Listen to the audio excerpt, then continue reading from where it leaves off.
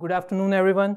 My name is Rishi Wani, and I work as an engineer in the infrastructure department at Bloomberg. And today I'm going to talk about a trivial compact variant type called Datum that we developed at Bloomberg.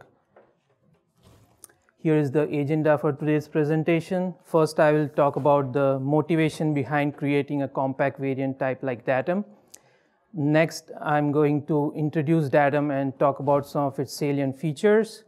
And then before we look into the actual implementation, we would digress a little bit and talk about the IEEE floating point format a little bit. And then we will look into the implementation of Datum on 32-bit platforms in detail. I would also briefly talk about the implementation on 64-bit platform. And then in the second part of the talk, I'm going to compare Datum with Stud variant and show you some benchmarks that I did to compare the memory and CPU performance. And then we'll conclude the talk with any questions.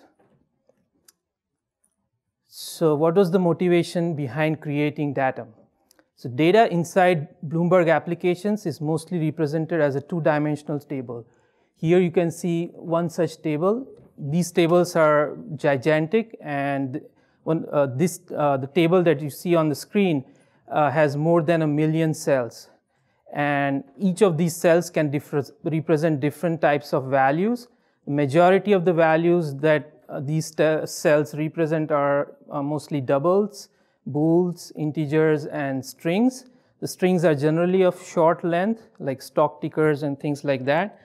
So if we use the naive approach and created a discriminated union, for example, of all these 4 types, the size of that variant type would be completely dominated by the size of Stud string. So on a 32-bit Windows platform, this comes out to be 40 bytes. So now, majority of these values, like around 70%, as you can see, are double precision floating point numbers. So instead of storing just values as doubles, if we stored these double values inside this naive variant type, we would be wasting 32 bytes per cell. And you can imagine for a gigantic table like this, it could be around 20 megabytes per table of wasted space.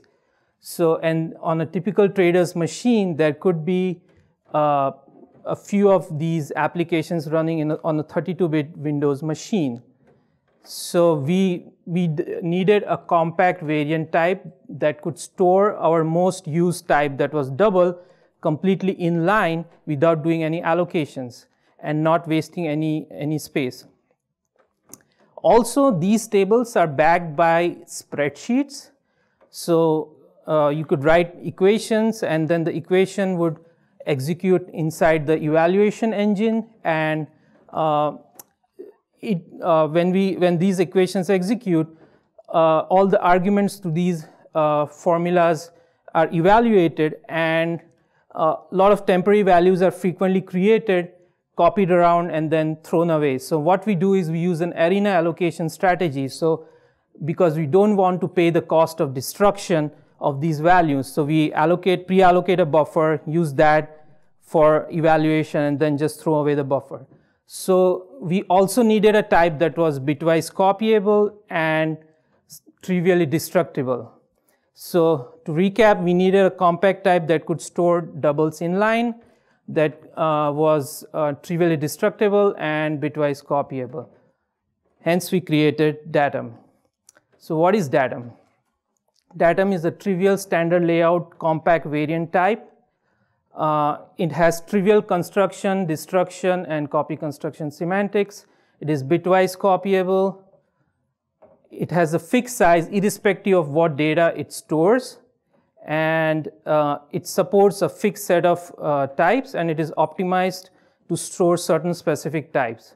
Now, the size of Datum is 8 bytes on a 32-bit platform, which is the same as the size of a double. So Datum does some tricks to store the whole range of double values as well as non-double data inside those 8 bytes. So to understand these tricks better, let's first look at the IEEE 754 double precision floating point format. So ignore the endianness to make things simpler. So a double is 64 bits, 1 bit for sign, 11 bits for exponent in the blue box, and 52 bits for significant. Now, there are two types of double values. I categorize them into two types. One, I call them special double values. Those are infinity and nans, not the numbers. And the other ones are the regular double values that represent valid floating point numbers. So according to the format, the special double values need to have all ones in their exponent. All the bits in the exponent need to be 1, while for for the regular double values, at least 1 bit in the exponent has to be 0. So let's look at actual bit representations to understand this more. So if you look on the screen, the top part, you see the range of positive and negative double values. If you notice, there is at least 1 bit that is 0 in both of them. The sign bit indicates whether the number is negative or positive. Now, infinity has all its bits in the exponent set to 1. Additionally, all the bits in the significant are 0.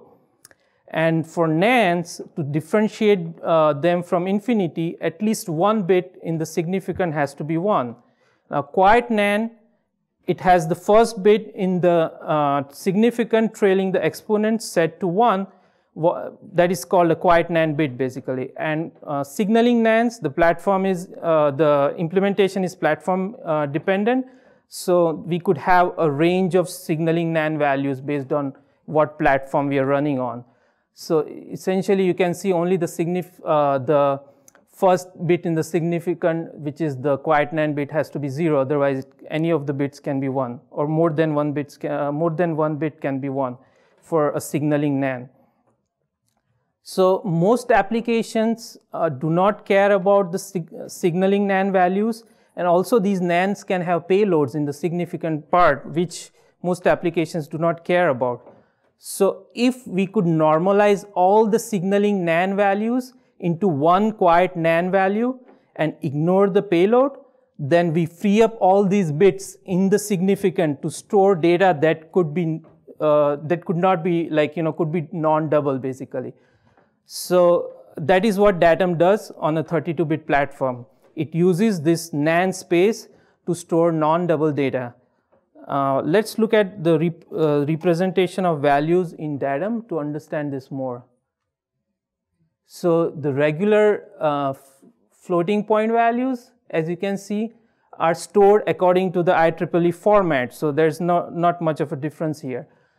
Just to be clear with the color scheme, the yellow is the exponent part, the blue is the sign bit, and the purple is the significant part. So you see here, 1 and -1 are stored as they would be according to the IEEE format. So that's not very interesting. What's interesting is how Datum stores the non-double values. So for the non-double values, what it does, it has to have all the exponent bits set to 1 because we are using the NAND trick. So what it does is it uses the first 4 bits in the significant part to discriminate between values. So the green box you see is the first 4 bits in the significant, which is used to discriminate the values, and then the rest of the 6 bytes, which is the purple part, is used to represent, store any data. So essentially you can store any 4-byte aligned data inside Datum. Now, if we are storing a 4-byte aligned data, the rest of the 2 bytes are not important, so they are grayed out. So any grayed out bits indicate that they do not contribute to the value of the Datum. If you have any questions about these bits, just let me know. So let's look at how actual values are stored. So first of all, again, infinity is stored as it would be according to the IEEE format. So all bits in the significant are 0, which means that even the 4 bits in the discriminator are 0. So this means that the first discriminator value is actually taken away by infinity. So we can only represent 15 values and not 16. Here's how Booleans are stored. So basically we use the last 4 bytes, and we have a different discriminator value, 0010, and this is how an integer value would be stored. So it uses the last four bytes of the significant part, while the first 2 bytes are not used. Also, pointers would be stored like this, just the way integers are stored. Let's look at how strings are stored. So string, as you know, string is can be a variable length. So we allocate the string on the heap. It cannot be stored in line inside the datum. So we allocate the string on the heap along with the length of the string. So we allocate a buffer which has the length and the actual string, and then we store a pointer to that buffer inside the 4 bytes. But as I mentioned before, most of the strings used in the Bloomberg system are shorter length strings. So we did this optimization. We realized that we have some free bytes available. So if the string were to have 6 characters or less, then it would be completely stored in line. Also, any strings that were 5 characters or less, we did not want to pay the cost of zeroing the rest of the bits out. So what we did was we used this first byte to store the length of the string so that we don't have to zero out the rest of the bytes. So you see how empty string is stored. We just store the length in the first byte, and then the rest of the bytes do not matter. We don't fiddle with those bits. So this is how string with length 1 would be stored. So you see, just for D we just use the 1 byte in the significant, and then the 1 byte, the first one byte to store the length. This is a string of length 5. It basically occupies all 6 bytes, but the first byte is storing the length. And this is how a string of length 6 would be stored. So it's completely stored in line. We do not store the null terminator. And if you see the discriminator value for a string of length 6 is different than a discriminator for a string having length 5 or less. And again, it's different than the allocated string. Now, datum is extensible. So apart from these 15 types, we could represent more types. So what we did was we reserved one discriminator value, the last one, 1, 1, 1, 1, if you see the green box, to represent more types.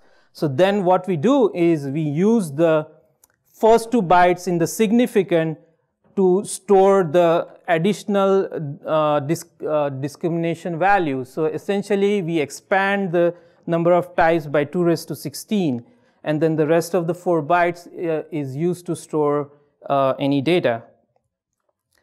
So, so far I haven't discussed how Nans are stored. So Nans are stored as an extended type. So if you see that in the green box we have 1, 1, 1, 1, and then there is a 2 in the extended discriminator, which indicates that it is a Nan. What this means is that every time we store a double value, we have to do an explicit Nan check. And when we retrieve the value back, we give you back a quiet Nan. You lose all the other information, no payload, no signaling Nan information. So, and also applications can store what is called user-defined types.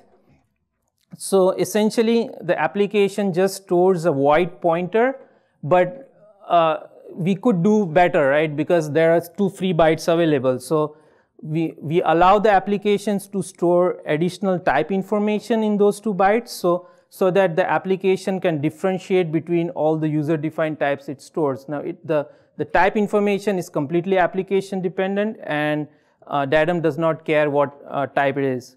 Now, one thing I need to mention is that anything that is allocated on the heap, for example, long strings, have to be deallocated. Now, Datum has a trivial destructor, remember. So nothing is going to be cleaned up if Datum is destroyed. So Datum has an explicit destroy method, which allows us to clean the memory that was allocated for long strings. So for a user-defined type, the memory that is pointed to by this void pointer will not get cleaned up because it is completely owned by the application, and Datum does not care about that memory. So one of the applications that we have for user-defined types is inside the binding layer that binds native C++ objects into JavaScript engine. So any JavaScript engine managed objects are stored as user-defined types. So like arrays and different types of objects are stored with different type values inside the user-defined field. String views. So Datum can store string views in two different ways. Again, we did some optimization. So if the length of the string view can fit within those 2 bytes, the first 2 bytes, then we store the length inside the first 2 bytes, and then the pointer to the string is stored in the last 4 bytes. But if the string is larger than 16 bytes length, then we have to allocate a buffer for the pointer and the length, and then the pointer to that buffer is stored inside the string, inside the datum. So as you see, both have different types. So the the longer string view has an extended type basically, while the shorter string view uses those 2 bytes to store the length. Now, similarly, we did some optimization for 64-bit integers. Any 64-bit integer that could fit within the 6 bytes is stored in line, while the larger 64-bit integers are allocated on the heap and the pointer is stored to them. So again, the larger 64-bit integers are stored as extended type, while and both these integer 64 values have different types, as you notice there. Datum also supports other types like date, time, time interval. We again do some optimizations for time interval that we are not going to talk about. We also store binary data, decimal 64, error values.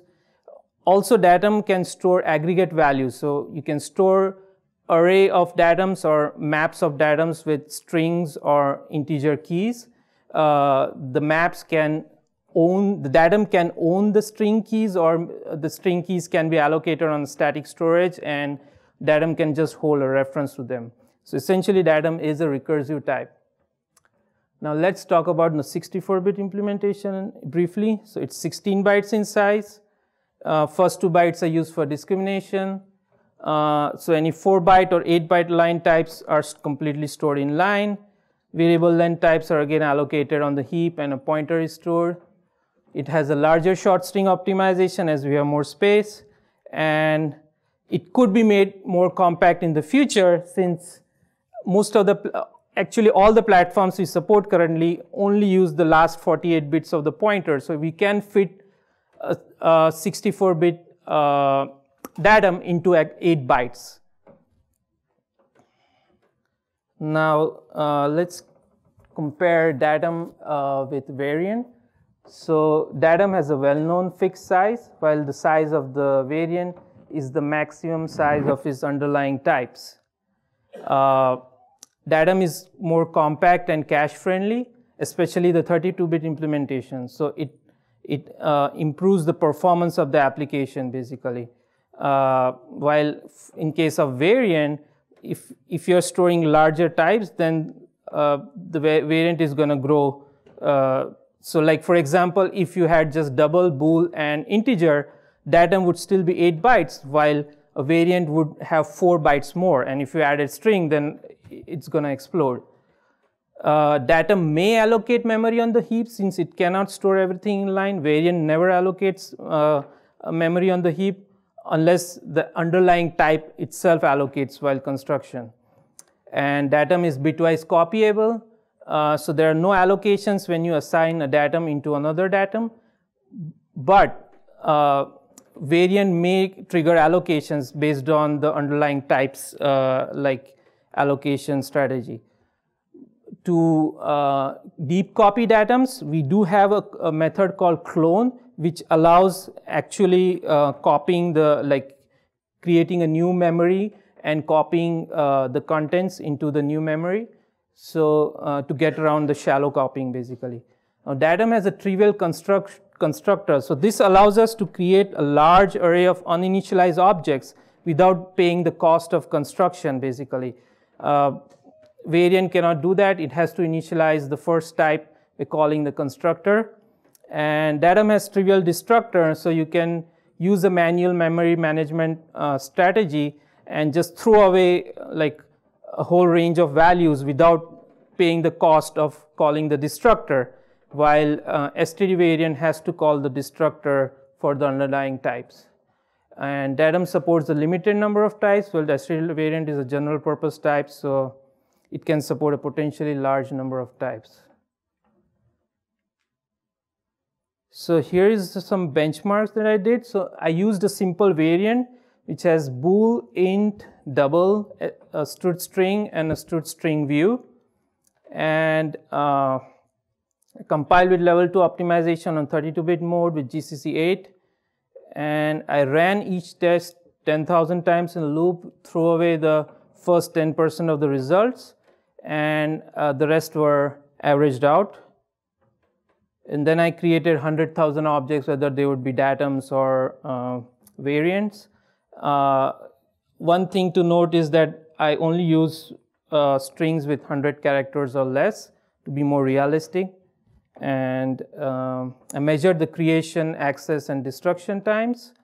And I measured the size on the stack as well as any allocations that happened, especially when we were creating strings, basically. So here's the first chart. The blue is datum, green is variant. So the unit on the y-axis is microseconds, and you see shows the creation and access of doubles, integers, booleans, and string views. As you see, datum performs much better in all cases except the string view case, because in the string view case, when you remember, we just store the pointer and the length. So when we retrieve the string view back, we have to create this temporary string view object. In the Bloomberg environment, our string view representation is called string ref. So we have to create this temporary string ref object to and then give it back. So that's why the string view access is slower for datum, but otherwise datum performs much better as compared to variant. This is the string case. So as you can see, again, the access is a little slower and the destruction takes longer time. So if all the strings were just 6 characters or less, so they could fit in line inside the datum, then datum would perform better because of its compact size. And if the strings were of larger length than, say, what the truth string optimization supports, then again both datum and variant would make allocations on the heap, so they would be equally slower. But if the strings are in this in between range where it cannot fit in line inside datum, but they can fit in line inside std string, then datum would be slower than variant. So here is the memory chart. So you can see datum is way more compact than the variant, and you see the allocations in the last chart, the last bar charts. And as you see, since I was using strings of 100 characters or less, the variation is not too much in terms of allocations between datum and variant. So to conclude, datum is a compact and cache-friendly type that reduces memory footprint of applications. It has trivial construction, destruction, and copy construction semantics. And datum has comparable, better runtime performance to std variant, especially if you are using mostly numerical types. So the thing is, if you're dealing in large number of data, which is mostly numerical types, you should consider using a specialized variant like datum instead of just a general purpose variant like a std variant. You can also consider using datum. Datum is available on GitHub. If you wish to use datum, it is this link. Datum is in bdld_datum.h and CPP, and there are some additional components and helper classes that Datum uses. Everything is in that package, bdld. So you can check it out. And I want to thank some people. Alistair and Attila are in the audience. Attila maintains Datum now, so any new type requests go to him. And that brings us to any questions. Yeah. What's the license on Datum? Excuse me, could you use the What's the license on Datum? I think it's the BD license. Probably John or Attila would be better able to answer it. It's Apache version 2.0. It's Apache version 2.0.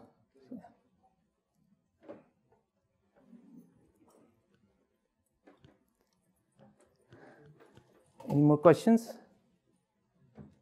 Just something you said in passing that didn't come out, I think was worth calling attention to, was of the limited types of things that Datum knows about, it knows about more Datum so we can build recursive data structures. Yes. And standard variant doesn't support that yet. Yes. Thank you, Alistair. Okay, I guess no more questions. Thank you, everyone, for attending the talk. Yeah.